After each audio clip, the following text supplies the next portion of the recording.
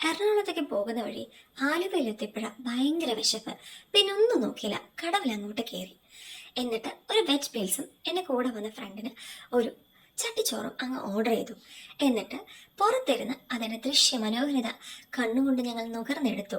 അധികം നേരം നുകരേണ്ട വന്നില്ല, കാരണം അധികം നേരം അവർ നമ്മളെ കാത്തിരിക്കേണ്ടി വെച്ചില്ല. അപ്പം അതിന് ഫുഡുമായിട്ട് അവിടുത്തെ ചേട്ടന്മാർ നമുക്ക് കൊണ്ടുവന്ന് തന്നു. വെജ് മീൽസിന് വേണ്ടിയിട്ടുള്ള കറികളെല്ലാം ഇങ്ങനെ തട്ടുകളിലായിട്ടാണ് തന്നത്. മോര്, കയ്പ്പയ്ക്ക, പായസം, ഉപ്പേരി, ചമ്മന്തി എല്ലാം. മൂപ്പൻ്റെ ചട്ടിച്ചോറ് വന്നു.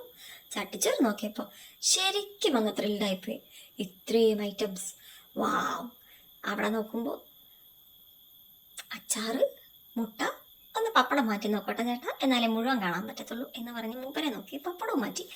ഓ, അവിയല്, മീൻ പീര, ഓ അടിപൊളി അടിപൊളി, ബീഫ്, ചിക്കൻ വറുത്തത്, മീന്, കൊഞ്ച്. ഓ, അപ്പുറത്തെ രണ്ടെണ്ണമുള്ളത് ഏതാണെന്ന് മനസ്സിലാവുന്നില്ല. ഞങ്ങൾ പാലക്കാടുകാർക്ക് അത്ര സാധനങ്ങൾ, അത്ര മീനിന്റെ വെറൈറ്റി ഒന്നും ഇവിടെ കിട്ടില്ല. അപ്പൊ കിട്ടുന്ന വെറൈറ്റിയൊക്കെ മനസ്സിലാക്കി നോക്കി. വാ വാ വാ, അടിപൊളി. ദേ നോക്കി നോക്കി അവസാനം എൻ്റെ കണ്ണ് അതിൻ്റെ ഉള്ളിൽ പോകുന്ന എനിക്ക് തോന്നുന്നത്. അത്ര അടിപൊളിയായിരുന്നു സംഭവം. എനിവേ, ഞാൻ എൻ്റെ ഫുഡിലേക്ക് നോക്കി. ദേ എൻ്റെ ചോറ് വന്നിട്ടുണ്ട്.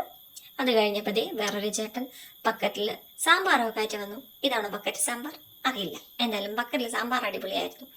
എടുത്തു, കുറച്ചൊഴിച്ചു, എന്നിട്ടത് കുഴച്ച് നല്ല മനോഹരമായത് കഴിക്കാൻ തുടങ്ങി.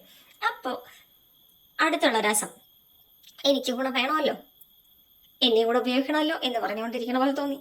എടുത്തു, ഒഴിച്ചു, രസവും കൂട്ടി കഴിച്ചു. എനിക്ക് രസവും ചോറും ഭയങ്കര ഇഷ്ടമാട്ടോ. പിന്നെ ആ ചേട്ടൻ എനിക്ക് 2 പപ്പടം കൂടെ എക്സ്ട്രാ കൊണ്ട് തന്നിട്ടുണ്ടായിരുന്നു.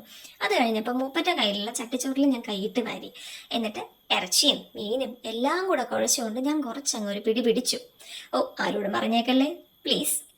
പിന്നെ എല്ലാം കൂടെ വയറ്റിലങ്ങ് കൊള്ളാത്തത് കൊണ്ട് വെച്ചു. ബീഫിൻ്റെ ഒരു കഷ്ണം ബാലൻസായി. എന്തായാലും ഭക്ഷണം അടിപൊളിയായിരുന്നു.